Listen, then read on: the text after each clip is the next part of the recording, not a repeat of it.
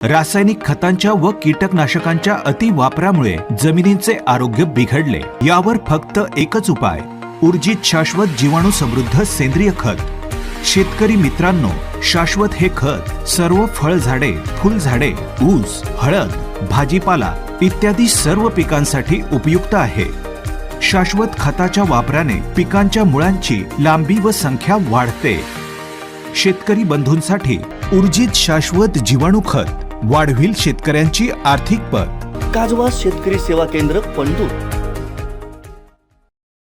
माजी पालकमंत्री आमदार दीपक केसरकर यांच्या हस्ते सासोली ग्रामपंचायत सचिवालय नूतन इमारतीचं उद्घाटन नुकतंच मोठ्या दिमाखात पार पडलं। यावेळी दीपक केसरकर यांनी सासोली ग्रामस्थ आणि सरपंच दीपाली धाऊसकर यांचं खास कौतुक केलं। माजी सभापती दयानंद धाऊसकर, सरपंच दीपाली धाऊसकर, उपसरपंच लक्ष्मीकांत करमळकर, सदस्य बळीराम शेट्टी आणि ग्रामपंचायत सदस्य ग्रामस्थ यांनी आमदार दीपक केसरकर शिवसेनेचे आभार मानले। सुरुवातीला फीत कापून सुसज्ज ग्रामपंचायत नूतन इमारतीचं आमदार दीपक केसरकर यांनी उद्घाटन केलं, तर त्यानंतर सत्यनारायण महापूजेचा आशीर्वाद घेत सरपंच आणि ग्रामपंचायत सदस्यांनी दीपक केसरकर यांचं स्वागत केलं। तेथीलच सभामंडपात नंतर शिवसेना पदाधिकारी, ग्रामस्थ तसेच ग्रामपंचायत इमारतीसाठी जागा उपलब्ध करून देणारे ग्रामस्थ, ही जागा मिळवण्यासाठी त्यावेळी प्रयत्न करणारे माजी सरपंच गुरुदास गंजील, उपसरपंच ठाकूर आणि तत्कालीन सदस्य यांचाही सन्मान करण्यात आला।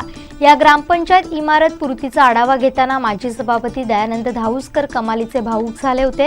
आपल्या सभापती पदाच्या काळात झालेली कामे आणि आजच्या आमच्या सौभाग्यवती सरपंच असताना गावची झालेली विकास कामे, ही गावाने जो आमच्यावर विश्वास दाखवला त्याचीच पोचपावती असल्याचं त्यांनी सांगितलं। सार्वत्रिक निवडणुकीमध्ये मला हा योगायोगाने सरपंच पदाचा मान मिळालेला आहे आणि त्या पदाला मी आज 4.5 वर्ष माझ्यापर्यंत मी प्रयत्न केलेला आहे।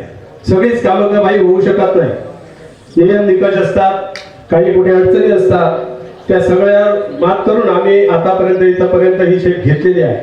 खरोखरच मी हा आमच्या सरपंच आणि आमची टीम आहे ह्यांच्या सगळ्या प्रयत्नामुळे हे आम्ही करू शकलो आणि हा मला एक मान मिळाला, हे खरोखरच मी धन्य आहे। आपल्या सासोली ग्रामपंचायतच्या हद्दीमध्ये बरीच कामं, ती खासदार असो, आमदार भाई तुमच्या माध्यमातून असो, जिल्हा परिषदच्या माध्यमातून असो, पंचायत समितीच्या माध्यमातून असो, बरीचशी कामं ग्रामपंचायत स्तरावर कामं, आता तर आमची जवळ 13 कामं आहेत ग्रामपंचायत स्तरावर, ती पण कामं होतील, बरीच कामं झालेली आहेत। ती भाई आम्ही तुम्हाला सांगतो त्याची जरा हे आमची टीम असेपर्यंत तर त्याची पण लवकर कामं मार्गी लागावी। तसंच ही जी जमीन आहे आपल्या ग्रामपंचायतीला मोफत देणारे आमचे उगवेकर साहेब आणि कुटुंबीय रामा मधू उगवेकर, आणि खरोखर भाई एक मोठा त्यांनी एक त्यांचा ह्या इमारतीमध्ये पूर्ण म्हटला तरी चालेल साहेब, जागा पैसे मिळतात, शासनाच्या जागेचा अभाव असतो, पण त्यांनी विना मोबदला 2.5 गुंठे जागा दिली। खरोखर त्यांचा मी आभार मानतो, सर्व गावाच्या वतीने त्यांचा मी आभार मानतो। आज 1 गुंठा जागा घ्यायची म्हटली तरी ते 2 लाखाचा रेट चालतो भाई, पण त्यांनी मोठं मन करून अशी रोड साईडला प्रशस्त अशी जागा दिली आणि ही इमारत त्यांच्यामुळे ते उभी झाली असे समजेल। त्यानंतर ही जागा मिळवण्यासाठी सुद्धा ज्या आमच्या ह्याच्यापूर्वीचे सरपंच होते गुरुदास गांजील, फाटक साहेब आणि त्यांची टीम, त्यांनी पण बऱ्यापैकी तिथे परिश्रम घेतले होते। तदनंतर आमच्या नाटकणीचा आता इथे उल्लेख झाला, त्यांनी पण प्रयत्न केले बऱ्यापैकी। मी त्यांना आता मुद्दामून बोलवलेलं पण ते आलेले, बोलवलेलं त्यांना मी स्वतः जाऊन आलेलो, पण त्यांना कुठे कामं नियमित केले असते, पण त्यांचं पण आता मी आभार मानणं कर्मपात प्राप्त आहे। बाकी बोलण्यासारखं बाई खूप आहे। आता सर्व मंडळी तुम्ही इथं आमच्या या कार्यक्रमाला उपस्थित राहिलात, आमच्या गावातील बरीच सर्व मंडळी, आम्ही हा कार्यक्रम नियोजनबद्ध केलेला, सकाळी सत्यनारायण पूजा, दुपारी उद्घाटनाचा कार्यक्रम, महाप्रसाद, तो पण आमच्या सगळ्या टीमने, स्वतः आमची जी टीम आहे 9 जणांची टीम आणि 10 सरपंच, सर्वांनी स्वतःहून मदत करून केलेला आहे, गावातील मंडळीने सगळं बनवलेलं आहे। तर बाबूराव धुरे, प्रेमानंद देसाई, लक्ष्मीकांत करमळकर यांनी आपले मनोगत व्यक्त केलं। सरपंचाचं मनोगत त्या ठिकाणी काय होतं, कोणी राजकारणी व्यक्ती नको। ज्या देशामध्ये चाचणी तयार होत नव्हती त्या देशामध्ये चाचणी आज क्षेपणास्त्र तयार होतात, ती सुद्धा राजकीय लोकांच्या नेतृत्वाखाली तयार झाली जातात, त्यांची जी काही विचार व्यवस्था असते त्याच्याखाली तयार केली जातात। खरं तर सासवडीच्या विकासामध्ये शिवसेना पक्ष अत्यंत प्रामाणिक आहे। सासवडी गावामध्ये जी काही विकास कामं झालेली आहे ती शिवसेनेच्या माध्यमातून खऱ्या अर्थानं झालेली आहे आणि त्यासाठी सगळं लागणारा जो निधी आहे, गेली 15 वर्ष जे दीपकभाई केसरकर ह्या विभागाचे आमदार म्हणून नेतृत्व करत आहे त्यांच्या माध्यमातून खऱ्या अर्थानं या भागाचा विकास झालेला आहे। मागचा कोविडचा काळ होता, आम्हाला माहिती आहे की बांद्यापासून दोडापाडपासून भेटचा रस्ता पूर्णपणे खराब झालेला होता। त्यावेळी विकासापेक्षा माणूस जगला पाहिजे आणि जगण्यासाठी जे जे काही करायला लागेल तेवढं सरकारनं केलं।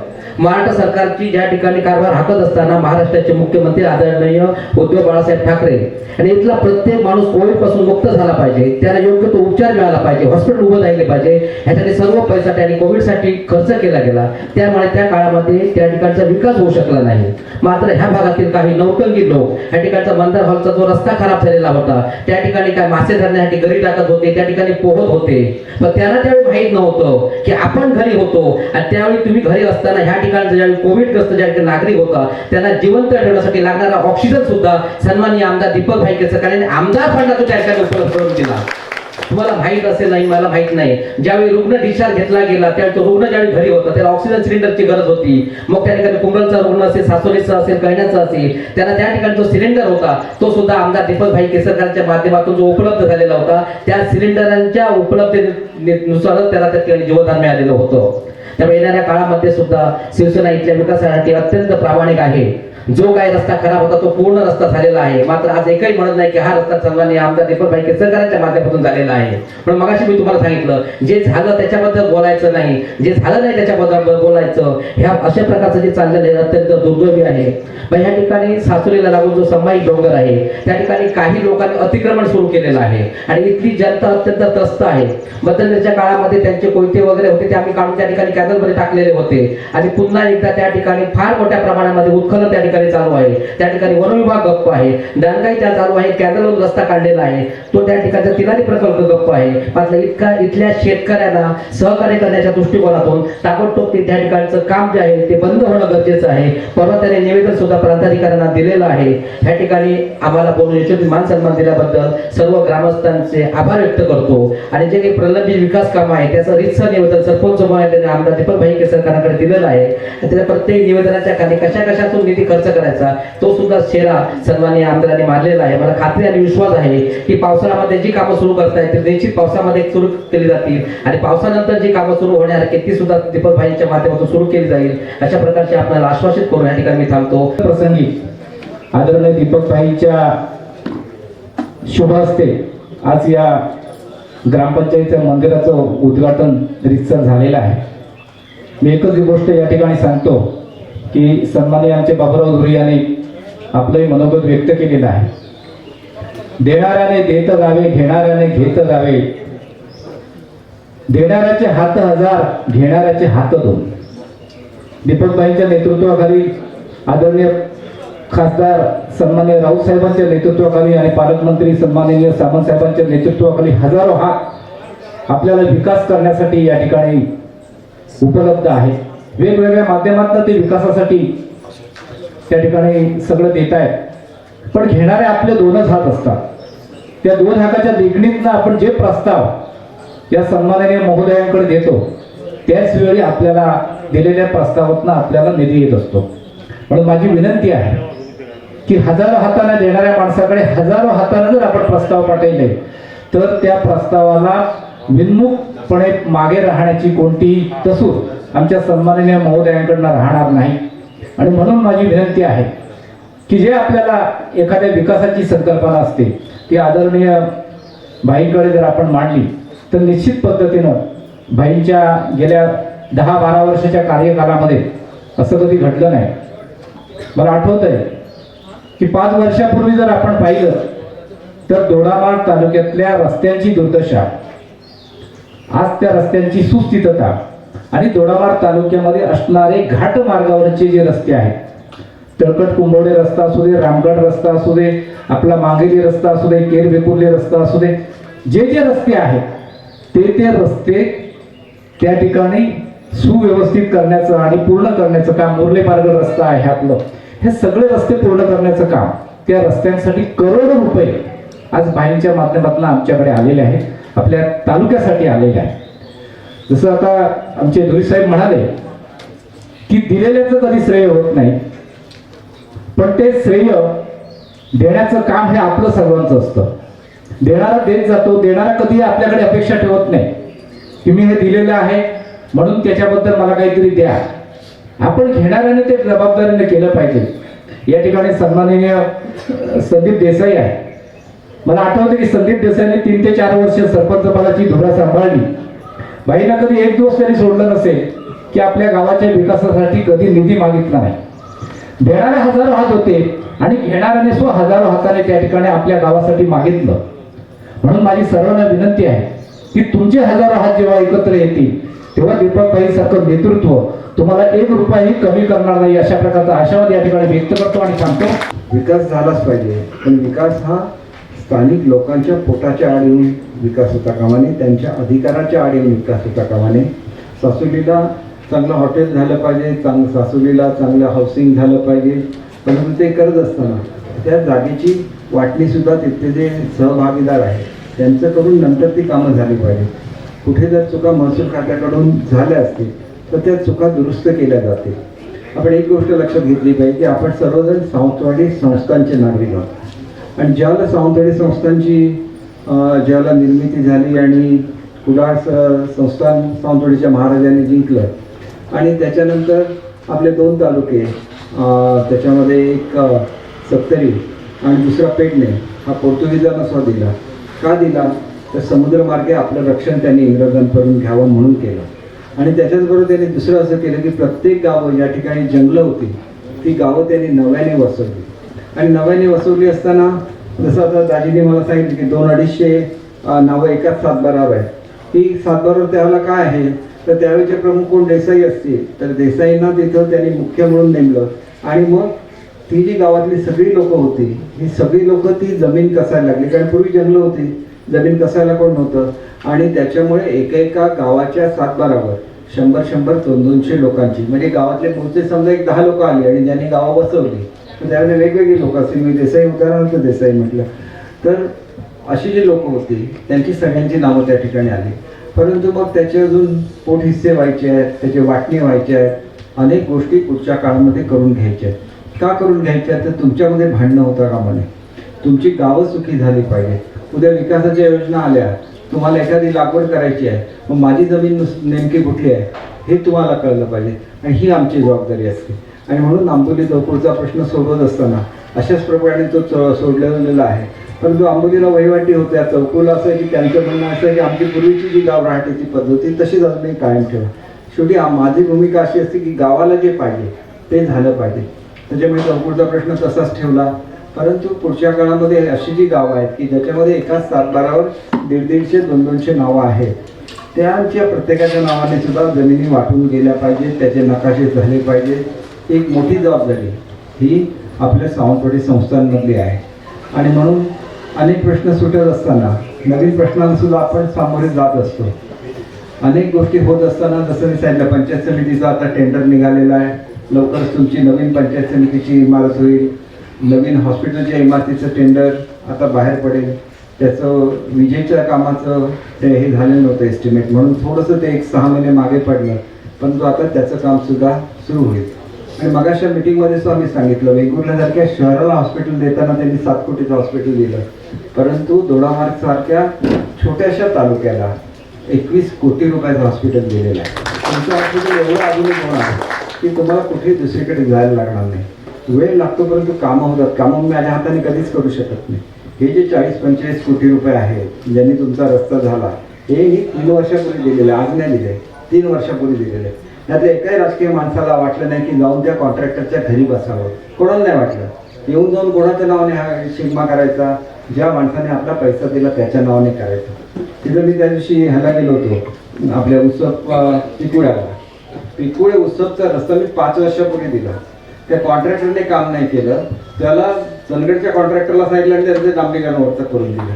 आणि तो काय कोणी आंदोलनं केली म्हणून रस्ते होत नसतात. रस्त्यासाठी निधी आणायला लागतो. निधी आला तर रस्ते होणार, निधी आला तर तुमच्याकडे इमारती होणार. ही वस्तुस्थिती आली. सगळ्यात स्वस्त काय झालं आणि विशेषतः दोडामार्ग तालुक्यामध्ये मोबाईलवर जायचं आणि वाटेल ते लिहायचं. दोडामार्ग तालुक्यामध्ये साधं एक मुलांना खेळायला मैदान तरी आहे का? 1 कोटी रुपयाचं मैदान दिले त्या ठिकाणी, त्याचं भूमिपूजन करायचं. मी कधी भूमिपूजनाला जात नाही. मला असं वाटतं मी बाबूरावांना सांगतो तुम्ही करा, गणेश प्रसादला सांगतो, कधी प्रत्येकाला सांगतो तुम्ही करा. कारण काय की प्रत्येक मी जर भूमिपूजन करत बसलो तर मग आणि पैसे आणायचे कोणी? लोकांना सुखी कोण आहे, कसा आहे, कोणी करायचं हा प्रश्न असतो. आमचं 3 पिढ्यांचा व्यवसाय आहे, तो बाजूला ठेवून मी राजकारणामध्ये आलो. माझं काय होतं हे मला माहिती आहे. लोक अजून त्याच नजरेने बघतात. देऊळ बांधायचं असलं तरी तो तेवढाच निधी दिला पाहिजे. आपण धंद्याचा बघितला पाहिजे. धंद्याकडे दुर्लक्ष करून ज्यावेळेला मी इथं एवढं सगळं करतो त्याला माझी अपेक्षा असते की तुमच्या प्रत्येकाच्या घरामध्ये सुद्धा तेवढी श्रीमंती आली पाहिजे. ती श्रीमंती काय आपोआप नाही आली, त्याच्यासाठी आमच्या आजोबांनी कष्ट केले, वडिलांनी कष्ट केले, त्यावेळेला एवढं उभं राहिलं. मग ते कष्ट तुम्ही सुद्धा करत असता. परंतु हे कष्ट करत असताना सरकार सुद्धा तुमच्या मागे ठामपणे उभं राहिलं पाहिजे. आणि म्हणून ज्याला मंत्री होतो त्याला तुमच्याकडे चांदा ते बांधा योजना दिली, परंतु लोकांपर्यंत लाभ पोहोचू शकला नाही. कारण ते पूर्ण अधिकाऱ्यांच्या स्तरावरती राबवली गेली. अधिकारी सुद्धा आपल्यापर्यंत प्रयत्न करतात, परंतु जवळजवळ 240 कोटी रुपयाचा निधी परत केला. तुमच्या दोडामार्ग तालुक्याला 100 कोटी रुपये तुमच्या रस्त्यासाठी वेगळे मंजूर केलेले होते हायब्रिड ॲन्युइटी स्कीम खाली. आता ज्या वेळेला 4 वर्ष झाली अजून कॉन्ट्रॅक्टर मिळाला नव्हता. हल्ली माझी चर्चा झाली मुंबईला. त्यावेळेला शेवटी निर्णय असा मी घेतला की 100 आता त्या रस्त्याचा एस्टिमेट 150 कोटी झालेला आहे. त्यांना मी सांगितलं झारापासून जो रस्ता सुरू होतो, झारापासून बांद्यापर्यंत रस्ता तुम्ही करू नका. कारण सावंतवाडीतून बांद्याला जाणारा नॅशनल हायवेमध्ये समाविष्ट आता झालेला आहे. बोर्डीच्या पुलापर्यंत झालेला आहे. बोर्डीनंतर तो बांद्यापर्यंत जाईल. बांद्याला दुसरा जो रस्ता येतो त्याला मी पैसे राज्याच्या बजेटमधून दिलेला आहे. तुम्ही जाऊन बघितला तर तो अतिशय सुंदर रस्ता झालेला जो वाफोलीवरून जात होतो. एकच रस्ता माझ्या मनात अजून आहे की जो झाला पाहिजे आणि अजून होऊ शकलेला नाही. त्याच्यासाठी मी सरकारकडे प्रयत्न करतोय. तो म्हणजे ओटवण्यापासून जो रस्ता सुरू होतो तिथून तांबोळी, असणीये, झळंबे, पुढे कुडाचे, मध्ये शिरवल येतं, कुंडल येतं, त्यानंतर तिथून भेडशीवरून पुढे उसप, त्याच्यावरून उसप तळेखोलचा रस्ता सुद्धा मी तयार केलेला आहे. तळेखोलवरून आईला जाणारा रस्ता सुद्धा तयार केलेला आहे. सगळे रस्ते तयार केले. कोणामध्ये गावं कधी जोडली गेलेली नव्हती. सगळे रस्ते तयार केले, त्याला ही गावं जोडली गेली. पण माझ्या मनामध्ये असं आहे की हा रस्ता मला ज्यावेळेला शिवरामराजे भोसले साहेब होते त्यांनी खरं तर मला राजकारणामध्ये आलं, मला घेऊन ते जीपमधून फिरायचे, तेव्हा मला सांगायचे की हा रस्ता असा जर गेला इथून, त्यांच्या काळामध्ये तो पूल सुद्धा झालेला नव्हता सरंबळ्याचा, त्यानंतर तो पूल झाला आणि त्यांना खूप असं वाटायचं की इथून हा रस्ता गेला पाहिजे आणि तो गोव्याला मिळाला पाहिजे, तर विकास होऊ शकतो. म्हणून हा राज्य महामार्ग करण्यासाठी मी प्रस्ताव तयार करायला सांगितलेला आहे. आणि हा जर राज्य महामार्ग म्हणजे महामार्ग ऑलरेडी अस्तित्वात आला, पण तो कसा अस्तित्वात आला? काही रस्ता जिल्हा परिषदेकडे आहे, काही रस्ता PWDकडे आहे, काही रस्ता मी मुख्यमंत्री ग्रामसडक योजनेमधून केला, असं करून हा पूर्ण रस्ता तयार केला. रस्ता तयार झाला तरी त्या रस्त्याला रुंदी असायला लागते, त्याच्यावरची वळणं काढायला लागतात, त्याला दरवर्षी निधी यायला लागतो. हा निधी यायचा असेल तर तो राज्य महामार्गामध्ये कन्वर्ट झाला पाहिजे. तो झाला की जवळजवळ मला वाटतं की सगळीची कामं जी मी प्रस्तावित केलेली होती सगळी कामं पूर्ण होतील. वेल्डीचं धरण पूर्ण होत आहे आणि त्याच्यानंतर उत्सव इकोळे आणि जी आजूबाजूची गावं आहेत त्याच्यामध्ये माटणे आहे, कोपरल आहे, या गावाला तिला तिथं पाणी जात नाही. तर याच्यावर ज्यावेळेला मी मंत्री होतो त्यावेळेला चांदा ते बांधामधून 12 कोटी रुपये मंजूर केलेले होते. आता रत्नसिंधूचं बजेट थोडं कमी आहे, परंतु हे कामसुद्धा टप्प्याटप्प्याने घेतलं जाईल, जेणेकरून करून एकही गाव वंचित राहता कामा नये पाण्यापासून. तुमची जी गावं आहेत, सासोली आहे, इतर जवळची गावं आहेत, त्या सगळ्यांच्या शेतावर पाटाने पाणी द्यायचं आहे. म्हणजे तुमच्या शेतापर्यंत पाईपलाईनने पाणी येणार. मग ते तुम्हाला चांगल्या तऱ्हेने वापरायचं असेल तर तिथं स्प्रिंकलर्स बसवायला लागतील, चांगल्या तऱ्हेची पिकं तुम्हाला घ्यायला लागतील. गोवा एवढ्या जवळ आलेला आहे, इंटरनॅशनल एअरपोर्ट जवळ आलेला आहे, चांगली भाजीपाल्याची पिकं कशी काढायची याच्यासाठी तुम्हाला पैसे दिले जातील. देशी गाईंचं दूध असतं, देशी गाईचं जे तूप असतं 2600 रुपये किलोप्रमाणे विकलं जातं. साध्या तुपाचे 800 रुपये रेट असतो, त्याच्यात चौपट रेट हा देशी गाईच्या तुपाला असतो, कारण त्याच्यामध्ये त्याला A2 मिल्क म्हटलं जातं. मग ते करत असताना आपण सुद्धा एक बघितलं पाहिजे की आपल्याला देशी गाई दिल्या आणि त्याच्या दुधाला जादा रेट मिळत असेल तर आपण त्याच्यामध्ये मिक्सिंग करता कामा नये. उद्या आपल्यावरची जी विश्वासार्हता असते ही कमी होता कामा नये. हे पैसे कोणाला मिळणार? हे घरात महिलांना पैसे मिळणार. रोजचे दुधाचे जे काय असतील तुमच्या घरामध्ये 500 रुपये रोजचे आले तरी ते वर्षाचे किती होतात त्याचा तुम्ही विचार करा. 300 रुपये आले, 400 रुपये आले, रोजचे येणार. आता मी आत्ता मला हे सांगत होते, दया सांगत होते की काथ्याचं काथ्याच्या युनिटला जर सरकारची जागा असेल तर इथं तलाठी आलेत की नाही मला माहिती नाही. ताबडतोब तुम्ही प्रस्ताव द्या, तो कारखाना मी मंजूर करायला लावतो. पण तो कारखाना मंजूर करत असतानाच मी आत्ताच मगाशी गणेश प्रसादला सांगत होतो, बेडशीला युनिट दिला अजून सुरू झालेलं नाही आहे, झोडंबेला युनिट दिला अजून सुरू झालेलं नाही आहे. शेवटी तुम्ही जी दोरी महिला तयार करते त्या सगळ्या दोऱ्या विकत घेण्यासाठी त्याला टफ्टिंग युनिट म्हणतात, मोठं कारखाना असतो. हा सुद्धा सिंधुदुर्गमध्ये चांदा ते बांधामधून मंजूर केलेला होता. लवकरच तो आता आम्ही रत्नसिंधूमधून तो घेऊ. अनेक गोष्टी असतात, लहान लहान गोष्टी असतात, पण त्यांनी तुमचं उत्पन्न वाढणार आहे. काजू सगळ्यात मोठा उत्पादक दोडामार्ग तालुका आहे.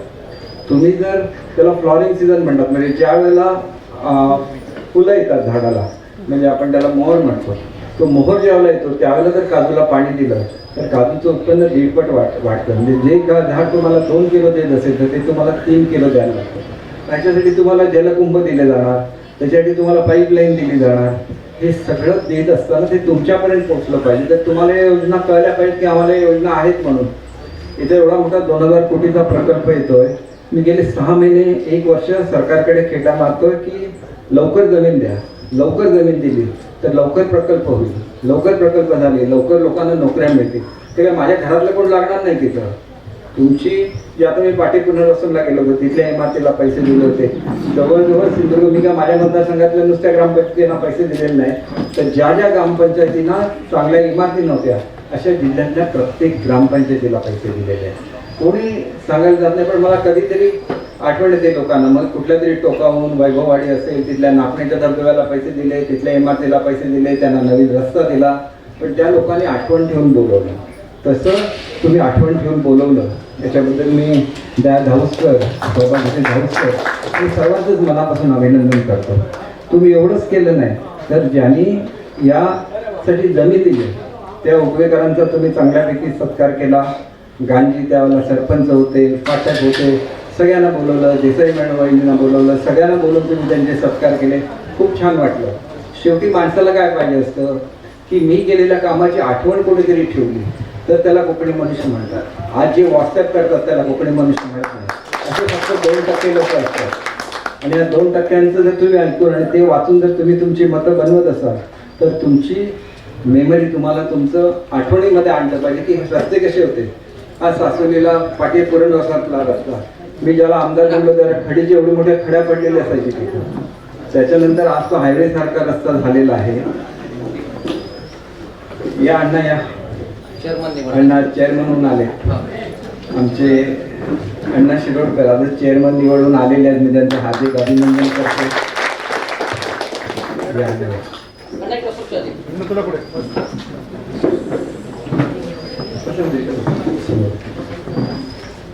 तर जास्त काही सांगत नाही. नेहमी मागणी एक असते की ग्रामपंचायत झाली की ग्रामपंचायतीच्यावर हॉल पाहिजे. बरोबर आहे ना? 100% तुम्हाला हॉल देणार, त्याच्याकडे कुठली काळजी करू नका, हॉल दिला जाणार. आणि तुम्ही इतर सुद्धा जी काही निवेदनं दिलेली आहेत तुम्ही त्यांचे 11 कामं किती कामं मंजूर झालेली असतात मला माहिती नाही. बाबूराव जातात आणि सगळीकडे नारळ फोडतात. लोकांना वाटतं बाबूरावांनीच केली म्हणून. मला मी एका ठिकाणी गेलो बाबूराव गंमत म्हणून सांगतो, मला कोणीतरी पत्रकारांनी विचारलं माहिती तुम्ही एवढी कामं करता तुम्ही केले कोण म्हणतच नाही, बाबूरावने केली म्हणतात. म्हटलं काही हरकत नाही, बाबूराव माझेच आहेत त्याच्यामुळे त्यांनी केलं म्हटलं तरी चालेल. मी गमतीचा भाग म्हणून सांगतोय, परंतु मला सवड नसते त्यावेळी मीच त्यांना सांगू सुद्धा जाऊन नारळ फोडा म्हणून. आणि एवढे नारळ फोडतात की मला वाटतं की त्यांचा हात आता दुखत असणार नक्की. आणि गमतीचा भाग जरी सोडला तरी तुमच्यावर मनापासून प्रेम आहे. आता सुद्धा मी आलो, खरं तर मला डायबिटीस आहे, पडलो होतो, खूप खर्चटलो होतं, डॉक्टरनी फिरू नका म्हणून सांगितलं तरी आलो. कारण दाऊदकरनी 1 तारीखऐवजी 3 तारखेवर कार्यक्रम दिला होता आणि 3 तारीख सुद्धा पुढे ढकलायला सांगितलं असतं तर ते माणुसकीचं ठरलेलं नसतं. पुन्हा येणार, पुन्हा आपण सगळे शेतकरी एकत्र बसू. शेतकरी आपला असला किती बागायती असली आणि किती जरी काजू लावले तरी शेवटी भात शेती करतो. पुढच्याला ज्याला येईल त्याला पड जमीन कुठे दिसता कामा नये. संपूर्ण कोकणसह जगभरातील ताज्या घडामोडी सर्वात प्रथम पाहण्यासाठी कोकणचं नंबर 1 महा चॅनल कोकण 7 लाईव्हचं यूट्यूब चॅनल सबस्क्राईब करा आणि लेटेस्ट अपडेटसाठी बेल आयकॉन क्लिक करा.